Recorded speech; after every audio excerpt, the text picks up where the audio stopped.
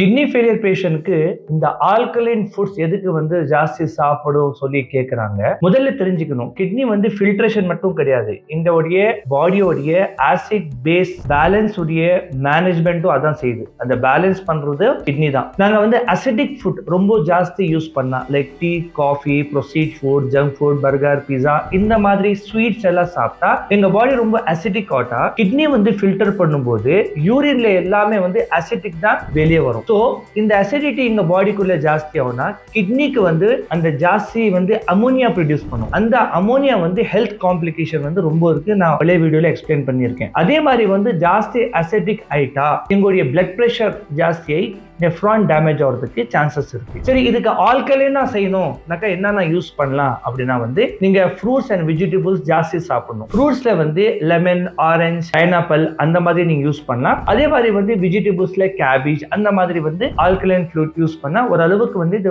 Balance ஆகிறதுக்கு chances இருக்கு. Plus kidney fail ஆகாம தவிர்த்துக்கும் சான்சஸ் இருக்கு. இல்ல ஆல்வேஸ் நீங்க அசிடிக் ஃபுட் எடுத்தா அது கிட்னிக்கு பிரஷர் பண்றதுக்கு சான்சஸ் இருக்கு.